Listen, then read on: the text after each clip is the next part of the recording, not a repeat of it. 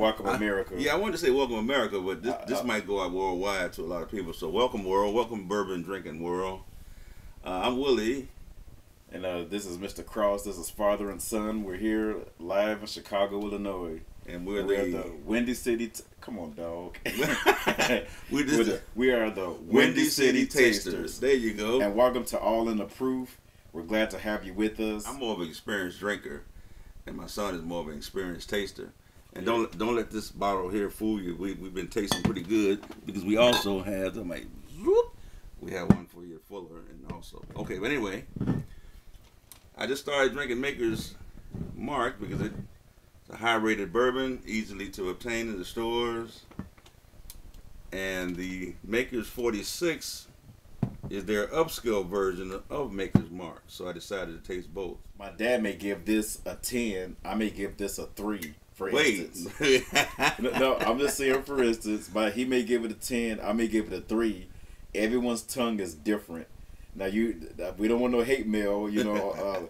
We want you to join us on our Facebook page. We don't want no hate mail. But before we get into the tasting, my dad's going to tell you a bit about the 46, and then we're going to get into the tasting, and we're going to go from there. We're going to let it roll. So glad that you're joining with us. Time for the Windy City Taste. Okay. I like that. Yeah.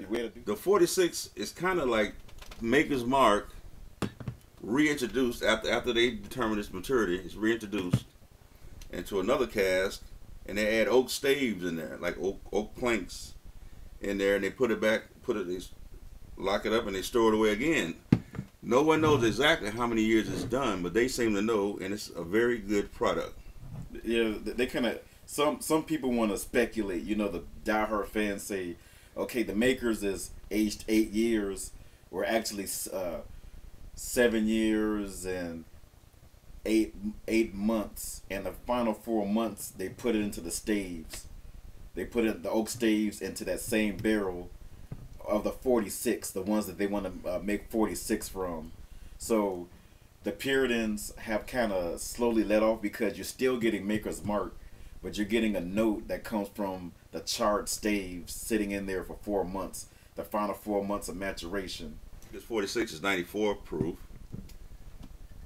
and Maker's Mark is right at 90 proof. So you got 90 proof, 94 proof. Just a little bit beefier. Since it's barrel to barrel, I think it's all done at cask strength. So when they take this Maker's Mark out of the first cask barrel and put it in the second barrel with the added oak staves, it's still probably way up there, around 100 and something proof. So they just probably step it down a little bit after maturation. Be easy to get, but they're a pretty penny. I mean, especially on eBay, you're gonna pay $10 a piece for these. But this simply maximizes your tasting experience. You don't have to drink out of these every day. This just maximizes your tasting, your first experience, that like a first kiss of bourbon and whiskey, the thing you try for the first time.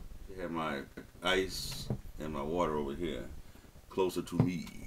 Just right, the cup right in the bottom. All right. Yeah. We're gonna make a few minor adjustments. We're right back. We're gonna run live here. And let's see. Here you are. Now the color of this is more amber, more soft copper. Yeah, you get all these professional descriptions from my son, since he is a brilliant taster. And then it's a much richer, fuller bourbon. If the coat runs down, it's just more watery. It runs down the glass real quick. Then it just tells you a lot about how it was distilled and how it was made. And the color is very beautiful, as you can see in the white. I'm gonna go ahead. And the cut, it's a beautiful color, and of course I'm gonna edit the scenes in between. Okay. And so now we saw how it coated the glass, and it's a beautiful copper color. Now we're gonna nose it, and the way that you nose it is to place your nose close to the glass with your lips partly open. You're kind of inhaling it, and it's like a soft caramel oakiness. What do you sense? What do you sense with the nose?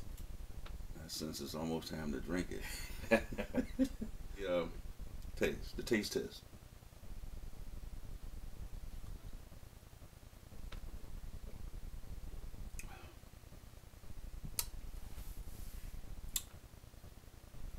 tastes good.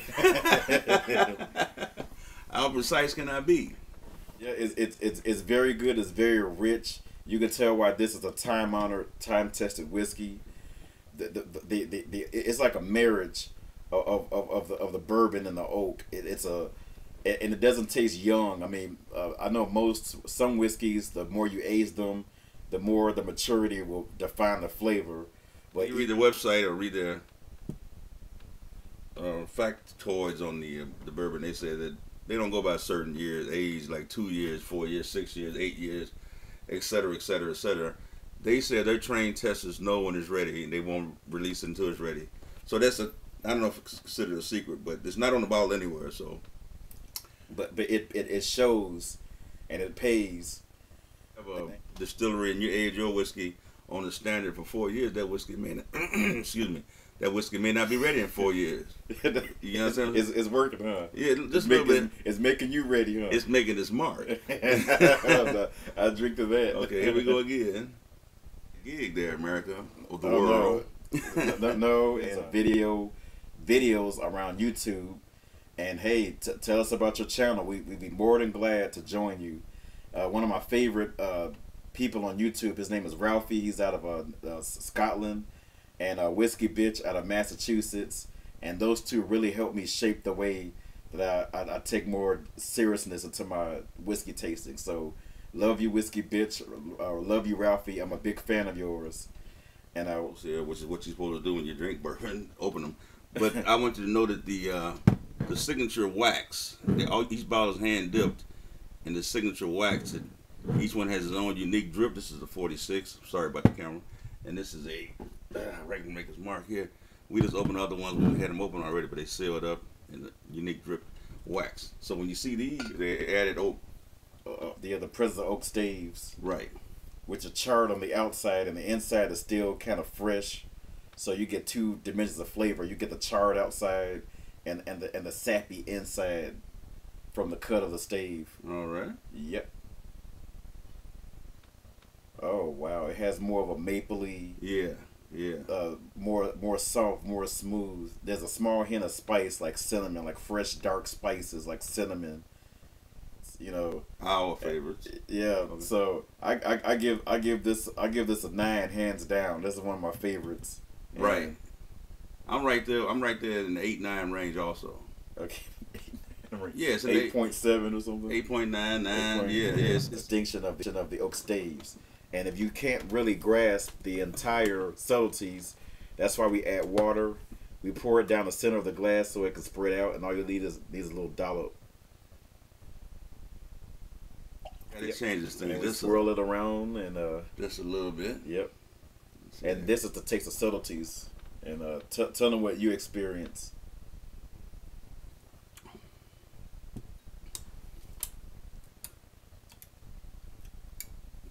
This kind of widens it out a little bit. Instead of it being like a concentrated shot, warm, this kind of mellows it out and brings that bouquet out, like you were saying. Goodness, but the second time, that water kind of opened it up a little bit and gave it a real nice. And as you swallow it, it just more so the spices spread out more because the proof kind of masks a few of those subtleties. You know, when you drink it straight, and some of you may want to drink this neat. This is a good sipping bourbon to drink neat if you want. If you add ice, I wouldn't add that much. Maybe a cube or two. You don't want to ruin 46, something more subtle. That's how I usually drink my bourbon, by the way, with a cube of ice. Some people add water. And my take on that is when I add the ice, wait a few minutes, ice melts a little bit, produces its own water, there you go. You don't have to drown the liquor or anything. There's 1 cube, maybe 2 at the most. When we start getting into this